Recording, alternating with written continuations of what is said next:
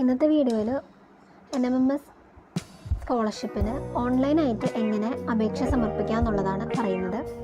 അപ്പോൾ online registration നടത്തുവാൻ കൈവശമുണ്ടാകേണ്ടവയാണ് സാധുതയുള്ള email ഐഡിയും മൊബൈൽ നമ്പറും, പിന്നെ വരുമാന സർട്ടിഫിക്കറ്റ് 100 KB താഴെ വലിപ്പം വരുന്ന തരത്തിൽ PDF ഫോർമാറ്റിൽ സ്കാൻ ചെയ്തതാണ് വേണ്ടത്. SC/ST വിഭാഗക്കാർക്ക് ജാതി സർട്ടിഫിക്കറ്റ് വേണം. പിന്നെ പേഴ്സൺസ് വിത്ത് ഡിസബിലിറ്റി PWD വിഭാഗത്തിലുള്ളവർക്ക് മെഡിക്കൽ ബോർഡ് സർട്ടിഫിക്കറ്റ്. പിന്നെ സമീപകാലത്തെടുത്ത 6 മാസത്തിനുള്ളിൽ എടുത്തൊരു പാസ്പോർട്ട് സൈസ് ഫോട്ടോയാണ് പറഞ്ഞിരിക്കുന്നത്. ഫോട്ടോയുടെ സൈസ് 150x200 പിക്സൽ വലുപ്പത്തിലും 20 KB മുതൽ 30 KB വരെ ഫയൽ സൈസും JPG ഓർ JPG ഫോർമാറ്റിലുള്ളതാണ് വേണ്ടത്. ഇനി നമ്മൾ രജിസ്റ്റർ ചെയ്യാനുള്ള വെബ്സൈറ്റാണ്. അപ്പോൾ ക്രോമിൽ എങ്ങനെ സെർച്ച് ചെയ്താൽ മതി, www.nmms.kerala.government.in എന്നതാണ്. വെബ്സൈറ്റ് ഡിസ്ക്രിപ്ഷൻ ബോക്സിൽ കൊടുത്തിട്ടുണ്ട്. നമുക്ക് വെബ്സൈറ്റ് ഓപ്പൺ ആക്കാം. ഇപ്പോൾ ഞാനത് ക്രോമിൽ വെബ്സൈറ്റ് ഓപ്പൺ ആക്കിയിട്ടുണ്ട്.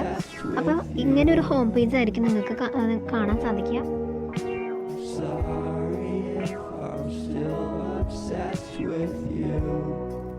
ഹോം പേജ്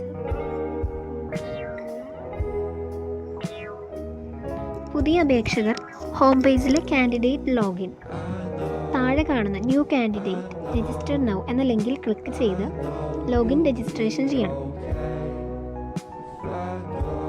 അപ്പോൾ ഈ കാണുന്ന ഇതൊന്ന് പൂരിപ്പിക്കുക. Name, date of birth, email ID, mobile number. ഇനി കൺഫേം മൊബൈൽ നമ്പർ. എന്നിട്ട് ഇനി രജിസ്റ്റർ ബട്ടൺ ക്ലിക്ക് ചെയ്യുക. അപ്പോൾ മൊബൈൽ നമ്പറിലേക്ക് ലോഗിൻ ചെയ്യുന്നതിനുള്ള യൂസർ നെയിമും ഡിഫോൾട്ട് പാസ്വേഡും മെസ്സേജായി ലഭിക്കുന്നതാണ്.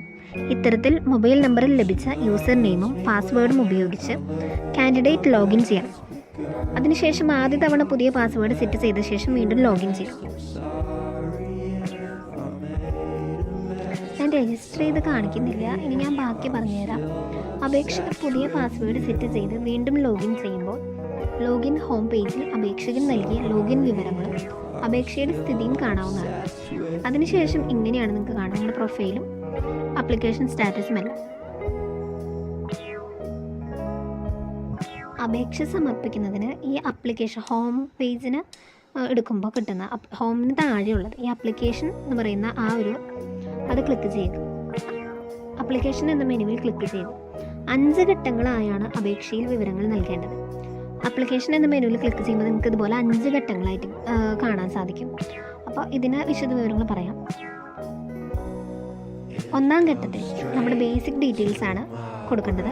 ജെൻഡർ, അഡ്രസ്സ്, ജില്ല, ജാതി, മതം, കാറ്റഗറി, SC ആണോ, ST ആണോ, OBC ആണോ, OEC ആണോ, ജനറൽ ആണോ, പിന്നെ PWD ആണോ, അതൊക്കെ രേഖപ്പെടുത്തണം. പിന്നെ SC/ST വിഭാഗത്തിലുള്ള അപേക്ഷകർ ജാതി സർട്ടിഫിക്കറ്റ്, അതെന്തായാലും നമ്മൾ പറഞ്ഞിട്ടുണ്ടാകും, ജാതി സർട്ടിഫിക്കറ്റ് അത് അപ്ലോഡ് ചെയ്യണമെന്ന്.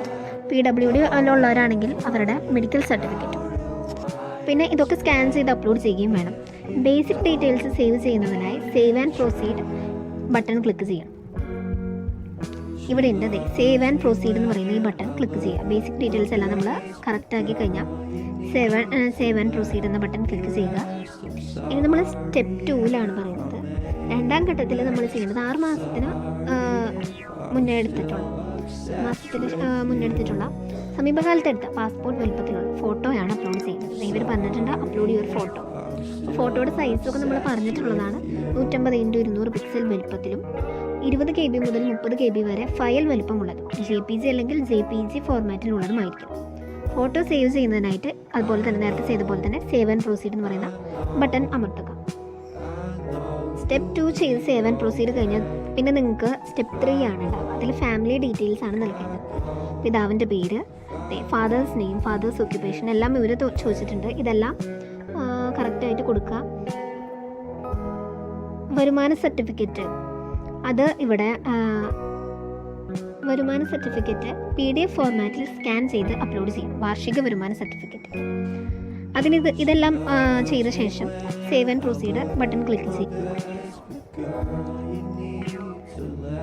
ഇനി നമ്മൾ 4ാം ഘട്ടമാണ് സ്റ്റെപ്പ് 4.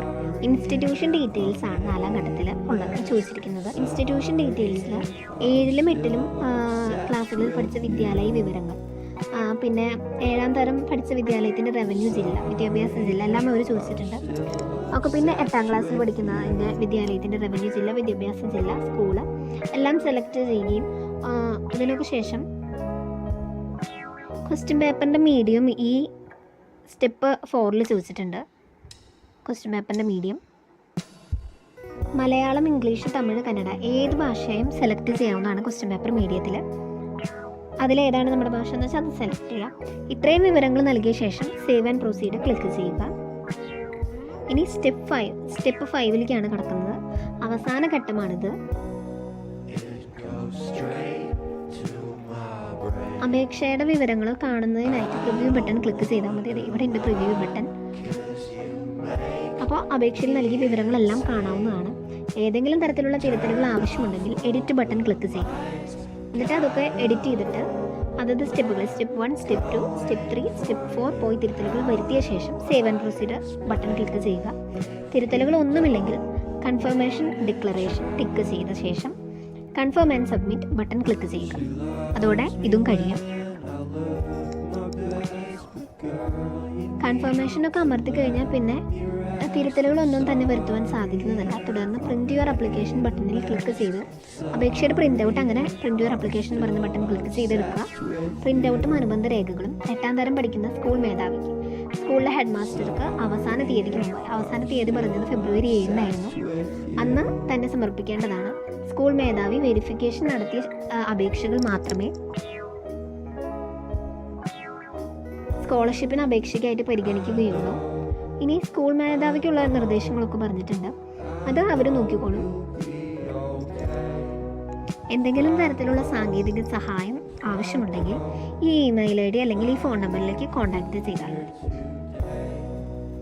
ഓക്കെ, അപ്പോൾ ഇന്നത്തെ വീഡിയോ ഇത്രേ ഉള്ളൂ. ഈ വീഡിയോ ഇഷ്ടമായെങ്കിൽ ലൈക്ക് ചെയ്യുക, ഷെയർ ചെയ്യുക, സബ്സ്ക്രൈബ് ചെയ്യുക. Thank you for watching.